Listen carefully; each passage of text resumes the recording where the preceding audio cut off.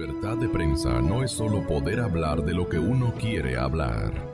Es poder hacerlo sin represalias ni hostigamientos. Buenos días, doctor.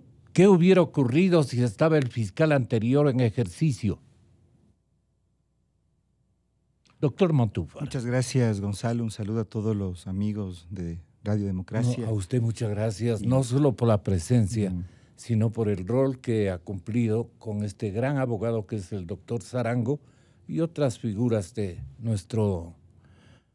nuestra lista de colaboradores, incluso de puntos de vista judiciales. Tenga la bondad, mil perdones. Muchas gracias, Gonzalo, y muchas gracias también. Y un gusto estar con Julio César Sarango, un amigo y yo creo que artífice principal de lo que ayer ocurrió en la Corte Nacional de Justicia. Solo déjeme contarle una anécdota porque creo que Julio merece todo el respeto y toda la valoración de lo que ha ocurrido. Cuando yo estaba a punto de presentar la acusación particular en contra del vicepresidente Jorge Glass. Eso no lo he contado en ningún otro medio, pero quisiera contarlo aquí por la confianza y por el cariño a usted y a sus oyentes, Gonzalo. Es mutuo, doctor. Hubo algunas circunstancias por las cuales no tenía abogado. No tuve abogado por varias circunstancias. Hubo personas que no quisieron firmar, evidentemente, una acusación particular en contra del vicepresidente. Y en mi equipo hubo algunas circunstancias que impidieron que yo tenga un abogado. Y ahí estuvo Julio César Sarango, que asumió el rol, asumió el desafío, sin pedir absolutamente nada a cambio, solamente por una vocación de servicio al país. Julio César Sarango y la doctora Jacqueline Pachacama, que son parte del equipo que trabaja con él, fueron quienes asumieron, junto a abogados que han sido parte también del equipo con el que he trabajado, Raúl Cabanilla, que hay que reconocer, él fue quien conceptualizó la idea de la acusación particular, que es un hecho inédito en la jurisprudencia ecuatoriana, que un particular, valga la redundancia, ingrese como sujeto postprocesal en un tema de corrupción, y también la doctora Paulina Jiménez, que hizo un aporte también fundamental. A ese equipo que trabajó absolutamente de forma gratuita y voluntaria, permítame, Gonzalo, que robe estos instantes para expresarles mi agradecimiento y valorar profundamente lo que ellos han hecho por el país. A veces la gente me ha agradecido a mí y yo soy también muy grato por esos agradecimientos, pero es este equipo de personas las que participó y las que se jugó completamente en este proceso. Quiero ir a lo que usted decía, Gonzalo, y creo que es bien importante. Hay que reconocer, y creo que por decencia y por justicia hay que reconocer que el trabajo que hizo Fiscalía, yo diría desde el momento en que se abrió la instrucción fiscal hasta el alegato final del juicio, en este caso, y soy bien puntual porque el contexto es también muy complejo, hay otros procesos, hay otros temas, pero en este caso, en primer lugar, el trabajo que hizo la fiscal Diana Salazar, y luego en el desplazamiento y en el juicio que se va adelante y que lo lideró sin duda el fiscal general Bacamancheno, fue un buen trabajo, fue un trabajo profesional, fue un trabajo que merece ser valorado y relevado. Y creo que en este caso yo tengo que decir, y desde que comenzó la instrucción fiscal, el trabajo que realizó Fiscalía General es un trabajo profesional. Y eso a mí me parece que como usted decía hace un momento, Gonzalo, y creo que eso es quizá lo más importante, nos permite tener esperanza. Nos permite tener esperanza de que las instituciones funcionen, más allá de las personas, de que tengamos en el Ecuador un conjunto de instituciones, como por ejemplo Fiscalía, en donde yo he podido ver, porque me he acercado por estas circunstancias en este último año, profesionales de carrera que están comprometidos con la institución y que están dispuestos a trabajar, a desarrollar un trabajo en equipo que me parece que en este caso ha rendido frutos. Y creo que, por lo tanto, lo que a mí al menos me deja como lección de esta experiencia es que solamente saldremos de esta gran maquinaria de corrupción que se creó en el Ecuador. Frente a lo que estamos, y eso no me cansaré de repetir, es frente a un grupo delincuencial que se tomó una parte del Estado ecuatoriano. Los llamados sectores estratégicos fue una entelequia un membrete creado por el anterior gobierno para entregar a una sola persona, Jorge Glass Espinel, el control de todo esto: electricidad, petróleos, minería, eléctricas, telecomunicaciones, etcétera, etcétera. O sea, todo lo que está en sectores extractivos se entregó a una sola persona. Rafael Correa le entregó a una sola persona y a partir de allí se cometieron estos delitos. Y lo que ayer se comprobó procesalmente, la sentencia lo dice claramente, es que no solamente se perpetró el delito de asociación ilícita, sino que se perpetraron 8 delitos adicionales que tienen que ser investigados por Fiscalía. Así que creo que la sentencia de ayer es el inicio de un proceso que tiene que comenzar y que manda un mensaje, envía un mensaje que me parece, como usted decía hace un momento, un mensaje de esperanza, de decirles a nuestros hijos, a nuestros hermanos, a nuestros padres, a nuestros familiares, a nuestras familias, de que en el Ecuador no debe haber impunidad. Tiene que acabarse el régimen de impunidad. Posiblemente la corrupción es algo que es muy difícil de erradicar, pero lo que un país, un Estado tiene que garantizar es que no existe impunidad, porque solamente allí se destierra completamente la posibilidad de que quienes perpetran estos delitos queden absolutamente libres y no paguen sus responsabilidades sobre lo que han hecho. No estamos contentos, esto no es para contentarnos, esto no hemos hecho de mala fe. Todos los que hemos aportado al esclarecimiento y hemos difundido con una constancia suprema las pruebas que ustedes han logrado y las investigaciones que ha realizado la mismísima Fiscalía y otras entidades, instituciones y personas han contribuido al esclarecimiento final y a la sanción. A la sanción. Todos nos merecemos una sanción, no impunidad. ¿Tenían ellos otras expectativas? Seguramente, doctor Sarango. ¿Qué primó y qué destacaría usted más la entrega de pruebas que otras circunstancias coadyuvaron a que este empeño social se cristalice? No dejar en impunidad un episodio tan feo que no quiero que recuerden mis nietos en mi caso. Tengan la gentileza. Gracias, Gonzalo. Un saludo cordial a César, pues, con quien hemos trabajado en estos días para lograr que se haga justicia, simplemente ello. Un saludo también al doctor Franco Lor, que está en la ciudad de Guayaquil, también con quien compartimos esa audiencia. Bueno, yo pienso que aquí los jueces hicieron el papel que debían hacer. Cumplieron con esa responsabilidad de administrar justicia porque las pruebas estaban ahí. No había a dónde moverse. Como yo varias veces lo manifesté, las pruebas estaban pedidas, ordenadas, ejecutadas conforme a derecho, cumpliendo el debido proceso. A todos se les dio ese derecho a la defensa para que puedan... ¿Estuvo fácil o difícil el inventario de las pruebas, doctor?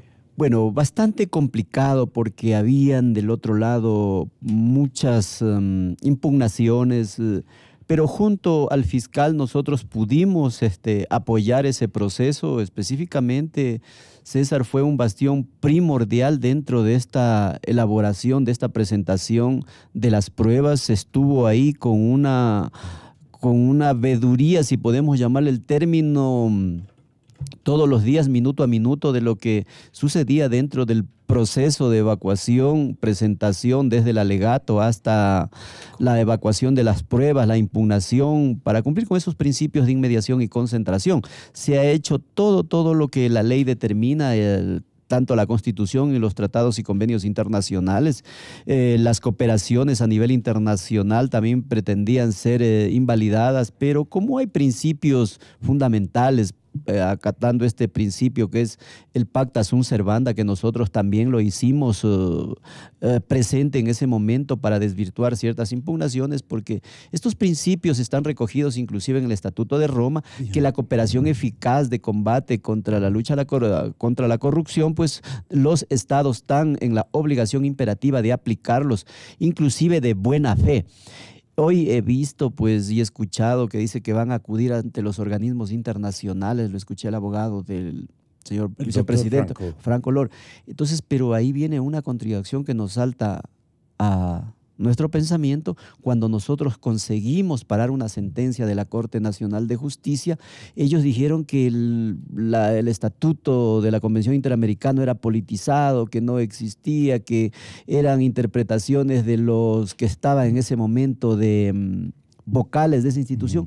Entonces, ahí viene pues algo que es totalmente contradictorio y espero que ellos tengan acogida si es que presentan sus peticiones. Y aquí las autoridades, respetando la convencionalidad, también respeten si hay algún fallo favorable hacia ellos. Aquí no es cuestión de cobrar venganzas. Aquí es exclusivamente que debe aplicarse ese principio de seguridad jurídica para que llegue al país pues la confianza que más necesitamos. Y esa confianza genera muchas otras oportunidades. Con todo el derecho que le asiste para defender al vicepresidente de la República hasta este momento, él sostiene o se confió el doctor Franco de que las cosas iban a salir de otra manera, o esto me corresponde preguntarle a él mismo. ¿No exageró, doctor Franco, su confianza en otras circunstancias y aplicación de otros elementos como los que litigaron, digamos, chocaron con los exhibidos por varios juristas, entre ellos el que se encuentra en nuestros estudios aquí en la capital de la República, el señor doctor Julio César Srango? Con él ha librado usted una batalla procesal muy interesante y él dice, y yo destaco, que una plataforma muy fuerte de pruebas no permitió que el señor fiscal o algunas otras iniciativas que jugaron, digamos, en las batallas finales de esta guerra no funcionen prácticamente. ¿O usted falló en algo, doctor Franco? ¿No ha fallado o ha habido algo que usted nota, no se ejercitó, no se puso en vigencia, no se respetó, etcétera, etcétera? Tiene la palabra para que nos haga conocer cuál es la circunstancia fundamental que usted considera un error en el reclamo o en los argumentos de defensa que usted presidió a nombre o en favor del vicepresidente Glass. Le doy la más cordial bienvenida e invito a mi audiencia y a los juristas que nos acompañan, entre las cuales destaco también ya la presencia de la doctora Mariana Yepes, ex fiscal general del Estado. Tenga la bondad usted de mencionar con todo el tiempo que requiera sus puntos de vista, que los vamos a escuchar muy respetuosamente, doctor Franco. Ya, muchas gracias, señor Rosero, por sus conceptuosas palabras para conmigo.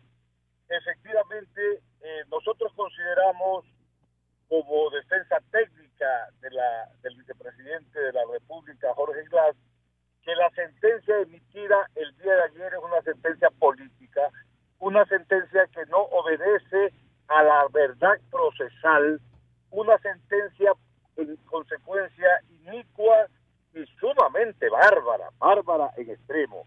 En primer lugar, le voy a dar las siguientes razones de orden jurídico, netamente jurídico.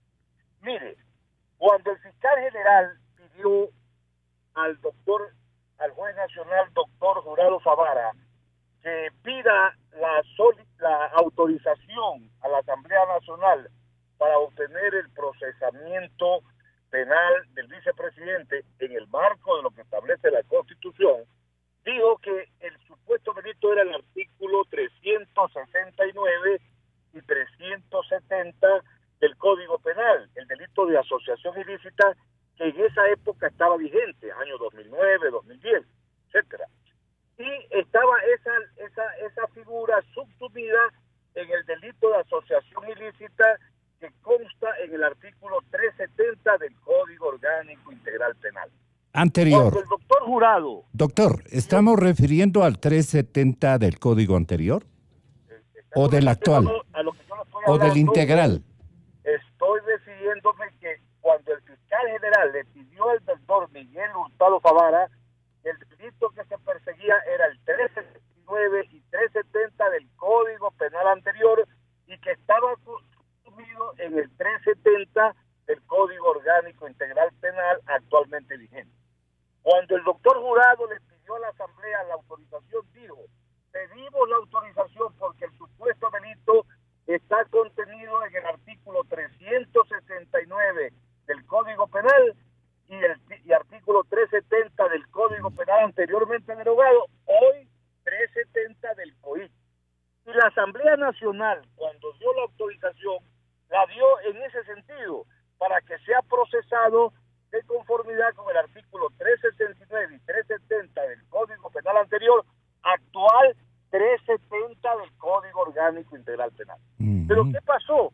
Ayer el Tribunal Penal, haciendo caso omiso de lo que establece la Constitución y la ley, hizo una pena con un Código Penal derogado.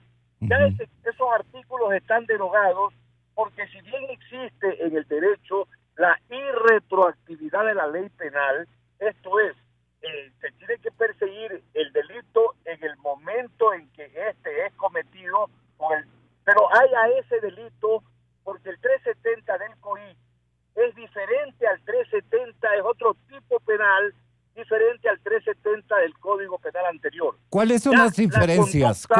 ¿Cuáles son las diferencias entre los dos 370 de los dos códigos? Es que mire, el artículo 370 del Código Penal anterior establecía delitos mayores de 5 años y menores de 5 años. Actualmente usted lee el artículo 370 y dice: asociación ilícita es aquel cuando dos o más personas se asocian ilícitamente con el fin de cometer delitos menores de 5 años y la pena es de 3 a 5 años. Pero ¿qué pasa? No le hicieron caso a lo que establece el artículo 16, numeral 1, numeral 2, que establece que cuando una ley futura beneficia al reo, esta se aplica de manera preferente a la ley que estaba vigente cuando se cometió la infracción o se dicte la sentencia. Es decir, no aplicaron el principio universalmente reconocido dentro del derecho penal y que está en los tratados internacionales y que consta en la propia resolución de la Corte Nacional de Justicia de septiembre del 2015, que se aplica la ley más beneficiosa, el principio de retroactividad de la ley penal, solamente cuando es más beneficiosa. Y aplicaron un código derogado diciendo que era ultraactivo, o sea que le dieron vida. Con respecto a la sentencia emitida por los jueces, yo creo que aquí estamos confundiendo algo que es muy importante, el principio de favorabilidad. El artículo 370 del Código Penal sanciona pues a los que han ejercido autoridad con las agravantes correspondientes, servidores públicos, la calidad, porque él era un servidor de alto rango en el Estado ecuatoriano. Entonces, esa condena es con el agravante que viene a la pena pues de 3 a 6 años. Si se aplicaba el artículo 360 del Código Orgánico Integral Penal, donde se subsume la pena anterior, venía a ser de 6 años, 6 meses. ¿Por qué? Porque tiene el agravante del artículo 44, inciso 3, que claramente expresa, que dice: si existe al menos una circunstancia agravante no constitutiva o modificatoria de la infracción, se impondrá la pena máxima prevista en 1/3, el tipo penal aumentada en 1/3. Entonces, si aquí así aplicamos esa pena, vendría a ser los 5 años de la pena máxima, más el tercio, que vendría a ser 1 año, 6 meses, estaría en 6 años y medio. Por lo que, por el principio de favorabilidad, de acuerdo con el artículo 5... No ha faltado. No ha faltado, todo lo contrario, se le ha aplicado el debido proceso. Yo creo que existe una una interpretación, y yo considero que es parte del ejercicio de la defensa del doctor Franco Lor. Así es como se debe defender a sus clientes, pues no. Lo que pasa, yo considero, es mi criterio personal, considero que existe una indebida interpretación del principio de legalidad y también de la aplicación en base al criterio de favorabilidad.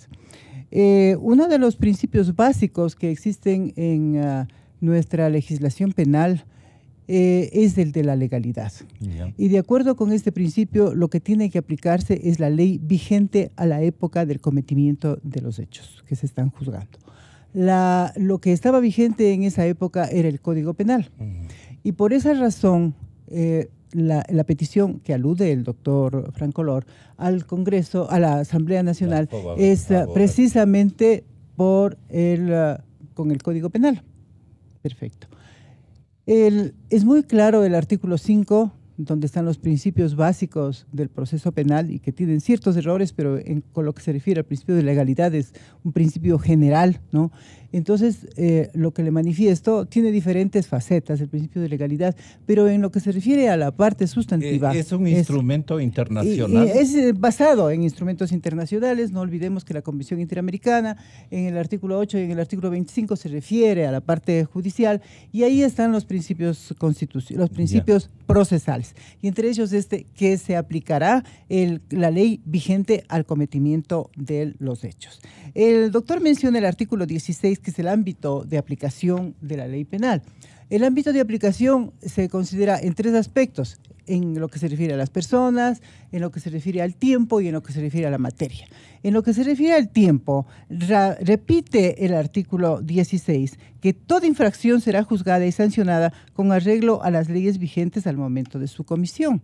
Entonces, existe una ratificación en dos normas seguidas, el 5 y el propio artículo 16 que menciona el doctor, que tratan del principio de legalidad. Y ahora pasando al principio de favorabilidad. Efectivamente, el propio artículo 5 en un numeral consagra el principio de favorabilidad, que en caso de duda en aplicación de dos leyes se aplicará la más favorable.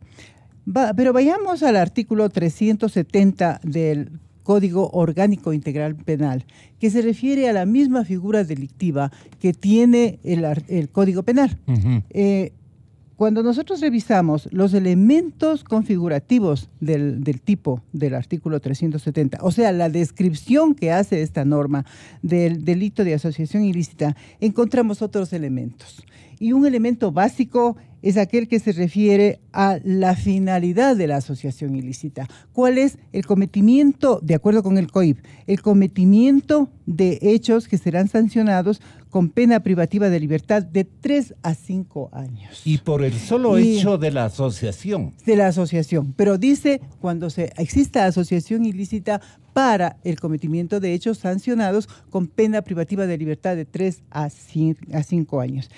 Esto yo considero que le diferencia totalmente a la conducta que está descrita en el Código Penal, que aplicaron los jueces de la Corte Nacional.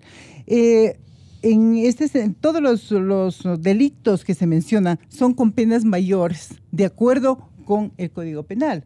Y entonces no es igual. Definitivamente no es igual. Y no podríamos aplicar el criterio de favorabilidad por esa razón. Además, el doctor Sarango aquí ya dio un criterio respecto de la aplicación. Si es que se aplicaba este artículo 370, existe un agravante que es trascendental y se le incrementaría la pena. Yo creo que nos encontramos en una situación totalmente diferente de aplicación del criterio de favorabilidad. En homenaje a la cooperación eficaz, que es una institución tan bien respetada y tan bien manejada, tan bien legislada o ordenada en el Brasil, dice que puede traer sorpresas increíblemente importantes para vincular precisamente al ciudadano que está en este momento casi a punto de abandonar una habitación que ha compartido la noche de esta víspera con el señor Patiño en la ciudad de Panamá, y digo en Buenalid, no sé si, creo que deben ser 2 habitaciones, es obvio, en este calor político que estamos viviendo, no convenía. No conviene, además. Entonces, pero me quedo yo en las habitaciones. El asunto es que están a punto de abandonar ese hotel. ¿Cómo es el nombre del hotel? ¿Es La Joya? Algo de La Joya es, sí. Bueno, es un hotel de primer nivel. ¿Puede esta cooperación eficaz y lo que ella reúne como en la memoria que debe estar manejando la mismísima Odebrecht, pero más que la Odebrecht, la Secretaría de Justicia del gobierno brasileño, debe tener abundante material que Carlos Vaca la trae a colación? ¿Qué opina usted por simple deducción o sentido común? Mire, yo creo que el tema de la cooperación eficaz de los Brasil. exfuncionarios de Odebrecht, la cooperación entre la Procuraduría General de Brasil con la Fiscalía Ecuatoriana, la colaboración del Departamento de Justicia de Estados Unidos y de la Fiscalía Panameña con la Fiscalía Ecuatoriana han sido fundamentales para básicamente clarificar y comprobar la recepción y la recepción de sobornos y las transferencias bancarias que se realizaron a propósito de los sobornos que se pagaron. Creo que en ese sentido esta cooperación ha sido básica y en el juicio se exhibieron esas pruebas. Ahí claramente se pudo ver cómo las transacciones se hicieron y cómo llegaron esos recursos. Falta en la investigación y por eso que se abran estas otras investigaciones va a ser importante. ¿Qué fue lo que pasó después? O sea, recibieron los funcionarios ecuatorianos y ¿qué hicieron con ellos? Ahí hay un problema y es que en muchos casos, por ejemplo, en los recursos, en los dineros, en los sobornos, en las coimas que recibió Ricardo Rivera para Jorge Glass, gran parte de esos 16 millones fueron en efectivo, aproximadamente 8.5 millones fueron en efectivo. Y entonces, en ese sentido y en esos casos va a ser difícil detectar cuál fue la ruta del dinero, o en muchos casos ni siquiera entraron al Ecuador, fueron transferencias que hicieron fuera del país. Entonces, aquí hay una investigación que hay que continuar. Pero lo que es importante tener presente es que aquí hasta este momento hemos partido, digamos, todo esto se armó en gran medida, no solamente, pero en gran medida a partir de la delación y la colaboración eficaz de lo que se llamó el colaborador número 1, José Concenciao Santos Filo. Hay 11, Gonzalo, 11 exfuncionarios de Odebrecht que trabajaron en el Ecuador y que han dado sus testimonios, sus delaciones en Brasil. ¿Usted indagó aquello? No, es público, digamos, de los funcionarios que trabajaron en el Ecuador, que fueron detenidos en Brasil por el tema de Lavallato, por el caso de Lavallato, y que han participado en la colaboración y en las delaciones, son 11. Hay uno muy importante. ¿Le puedo yo pedir al actual administrador de los intereses de Odebrecht en Ecuador, que está ya actuando aquí, le puedo pedir una lista de estos funcionarios? Por supuesto que sí. Uno de ellos es quizá el más importante, que es Luis Carlos Mameri. Luis Carlos Mameri es bien importante por esto. Este es vicepresidente, ¿no? Fíjese, ex vicepresidente. Él trabajó como representante de Odebrecht en el Ecuador hasta el año 2007. Y después es promovido y es quien dirige este departamento de operaciones estructuradas, que es el departamento de sobornos. Fíjese esta conexión. Quien representaba a Odebrecht en el Ecuador es promovido dentro de la empresa y pasa a dirigir a nivel mundial el departamento de sobornos, este departamento de operaciones estructuradas. ¿Qué puede estar transitando por la cabeza del señor expresidente Correa sobre el tema? Bueno, ¿qué podría decir y quién podría saber lo que está dentro de la cabeza del expresidente? Pero yo creo que hacerse un viaje tan largo, por 2 días prácticamente, porque llegó ayer y se va ahora, debe haber una motivación sumamente importante. Y yo pensaba originalmente que a lo mejor quiere el respaldo de esta organización continental para sus su futuro, digamos, ¿no? Pero parece que no es así porque ya lo dijo señor Cerezo, de que no sabía. Era bienvenido. Hay temores del futuro pero de que mantenga este momento. Aquí se mencionó naturalmente que de acuerdo a lo que dice el fiscal general, que la cooperación eficaz continuará recibiéndola, ¿no? Las informaciones, digamos, de la cooperación eficaz. De ahí podría ir saliendo más. Y de las otras investigaciones que todavía no ha abierto y de aquellas que sí ha iniciado. Entonces de ahí podrían salir otros elementos. Y yo solamente quiero abonar al aspecto de los autores. Que ya mencionó aquí el doctor Zarango. No solamente es el autor directo el que ejecuta el hecho, sino también aquel que no impide que se cometa ese hecho. Y entonces ese impedimento que estaría casi parangonado al delito de omisión, por omisión, pero es no impedir o procurar impedir, o sea, es gravísimo eso, si se confirmaría y que él tuvo conocimiento. El momento que él dictó los decretos, tuvo una actitud, digamos, proactiva para que se hagan estos contratos y yo solamente, no sin necesidad de ofender, ¿no? Porque yo siempre me cuido de no ofender a las personas, pero solamente la lógica nos dice, el expresidente Correa ejerció un poder de control absoluto. Entonces él sabía todo lo que sucedía en el país, hasta las conversaciones mínimas entre quienes le atacaban o no le atacaban. Él sabía todo. Entonces, y como se autocalificó presidente de todas las funciones del Estado, porque así llegó, entonces sabía absolutamente todo. Entonces es raro que no haya sabido cosas tan públicas que solamente se pudo conseguir a través de informaciones en otros países. Si no se sabía eso desde el tema de los papeles de Panamá, desde ahí empieza a destaparse esto, no hubiéramos sabido.